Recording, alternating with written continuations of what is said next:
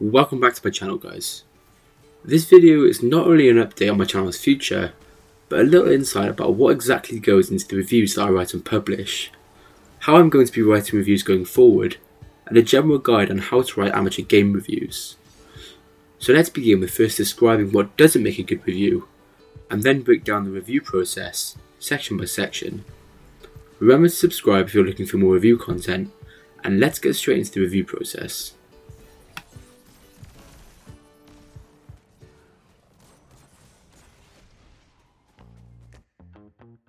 Video games are an art form, and so like any art form, they're not simply the average of a number of scores put together.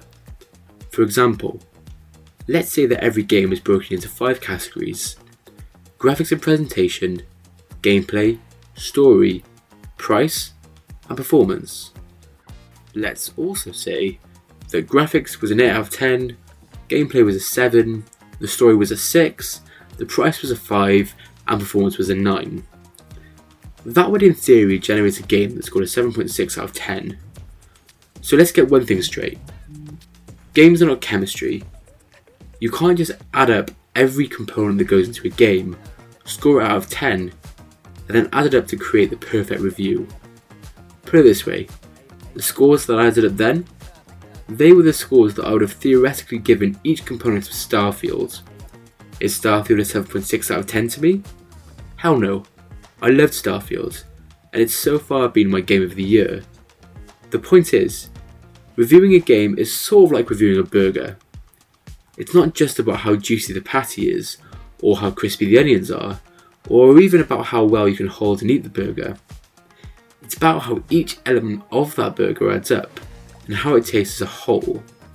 That's the mindset that comes closest to how reviewing a game works. You can't just break it down and rate every part of it. It's how the game comes together that's important. And that's how every review is approached here on Games Per Second. With that being said, as that's how not to write a review, here's how reviews do work around here.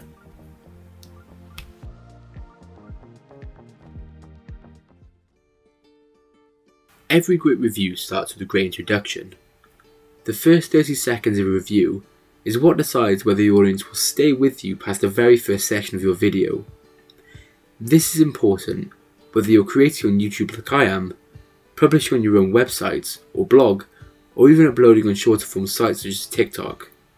An introduction to a game review needs to convey 3 things: what you're reviewing, some details about the game itself, and finally some insights on where your opinion lies about the game you're discussing. You don't need to give every little bit of detail away. The introduction is essentially communicating the basic ethos of your review to the viewer, while also leaving them interested to hear the rest of your opinion. How well a video does can be decided by the strength of the introduction alone. This is a little side note. If you're going to be publishing your reviews on YouTube, the most important part of any video, review or not, is the thumbnail. Before your audience even comes close to watching your introduction, most of them will either have clicked on or off your video depending on the quality of 2 things: the title and the thumbnail.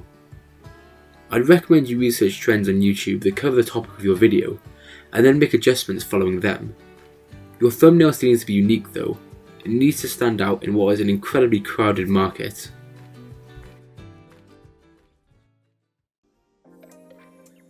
Each review needs to be split into sections, and this is for a simple reason.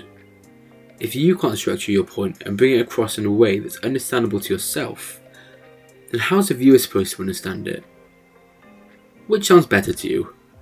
A ramble of a video that doesn't quite hit the point and circles around it for 10 minutes while not really saying anything at all, or a tight, structured review that tells you exactly what you need to know and breaks it down for you into easy to remember sections? If I was looking to buy a new game, I know exactly which option that I'd prefer.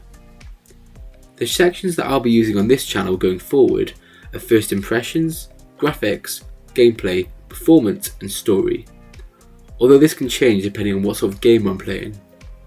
Let's now go into every section, why I've chosen to focus on them, and why they're in the order that they're in. First impressions is self-explanatory really. This section focuses on the first 1 or 2 hours of gameplay for each title, and where my head was at after my first experience. It isn't a section that you'll often hear about from most reviewers, but I actually think that it's incredibly important. Many gamers nowadays don't care for slow burners or games that take a significant amount of effort to learn, and while I enjoy both these features personally, it's your job as a reviewer to convey to the purchaser exactly what they're in for, as they lay down their hard-earned money for a new title. This section should be fairly brief, as the more important part of any review is the part that focuses on the bulk of the game, and that's where the gameplay section comes in.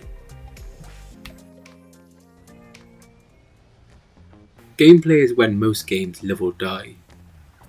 Any game lives or dies on the quality of two main things: its gameplay, or in some exceptional cases, its story. In my opinion, gameplay can save a weak story fairly regularly, but story can only save gameplay to a point, besides only the most impressive of stories. That's why I've chosen to put gameplay so close to the beginning of any of my reviews. People need to know whether the moment-to-moment gameplay in the title they're interested in is strong. That really will make or break the experience for some. Gameplay is also incredibly important because it conveys to the buyer exactly what they're buying, and if the game they're interested in is the sort of game they think it is. Put it this way, if the viewer doesn't know whether the shooter they're buying is a third-person RPG shooter or an online FPS by the end of the first 5 minutes, you've probably done something wrong. In this section, you'll also want to be telling the viewers how strong the base mechanics are in the game, whether that's how good the puzzles are in a puzzle game, or how fluid the traversal is in a platforming game. Cover a decent amount of the base mechanics without spoiling any hidden ones, and then move on to how you felt about the included mechanics. Did you feel like they led up to the pre-launch promises and or hype? That's where the next section really kicks in, and that's technical performance. For every company's Witcher 3, there's always a Cyberpunk 2077. The technical launch date of games has become increasingly important as more and more gamers are becoming technologically aware. The standard for how bug-free a game should be on launch is becoming something more and more important, and that's why reviewers' jobs are becoming harder and harder. Not every game performs the same on every device, and that's especially true on PC.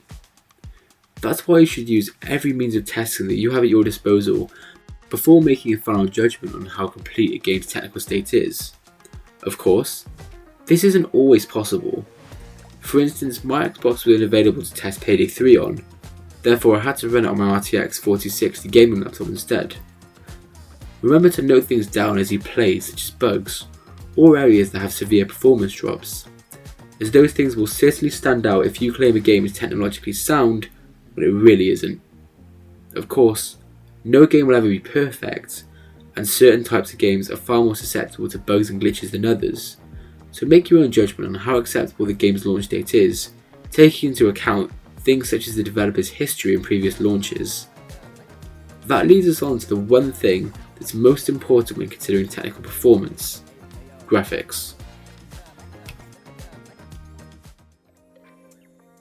Graphics are a very complicated topic in the world of gaming, PC gaming especially. You'll often hear buzzwords such as ray tracing, motion blur, screen tearing, and more recently path tracing. All of those things are directly related to how the graphics affect the performance of a game. In fact, most of what dictates the base performance of a title is how well that title runs. I'd always start off this section by visiting the settings menu in a game and noticing how expansive the options are, as the more options a game has, the easier it is to adapt that game for lower powered rigs, or even for personal preference. I'd also remember to take note of the fact that some people prefer frame rate over technical performance, and that it could be a good idea to note whether you think the game would be best played at a lower resolution but with improved frame rates and inferior graphics, or if it's better played at a higher resolution with more advanced graphics, albeit at a lower frame rate. The point is that with the expansive settings menu, the choice lies totally with the player. Remember to also note the availability of preset graphics options on console, if there are any, and the presence of ray tracing. If you've got a PC powerful enough to test, I definitely recommend noting how taxing ray tracing was on your system so that others hoping to enable it know. With all that out of the way, get talking about how good the game looks. Does it knock your socks off in pure graphical power? Or is it a more subtle art style that impresses you? Convey all this to the viewer. It's important that they know too. With that being said, let's move to the final section of the review, and the part that can save all other parts of that review, the story. Remember the comparison that I made to splitting a game up into its individual elements earlier? Well, let's go back to that. Starfield wasn't the strongest in the gameplay department. It was a stunning graphical showcase, but I also wouldn't have said that it was the absolute best looking game I've ever seen. It's the story of Starfield that really sucked me in and got me hooked. It's a similar situation with games such as The Last of Us or Red Dead Redemption. Those games all have their various flaws that make their gameplay loop slightly weaker, but their stories more than make up for it. It's for that reason that story can be so vital for a game developer to get right.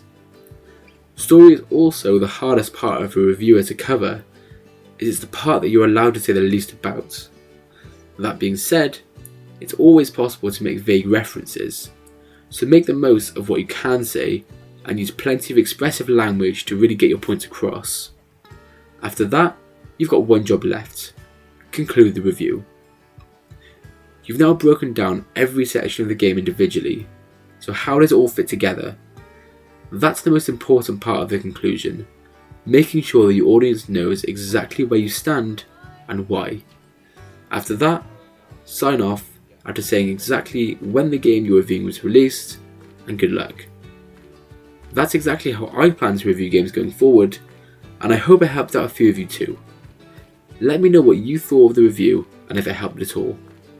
Put down your channel links in the comments below, and I'll check out some of your reviews. Thanks for watching, guys. Hope you all had a great day. Be sure to like and subscribe if you enjoyed, and I'll catch you all in the next one. Bye bye.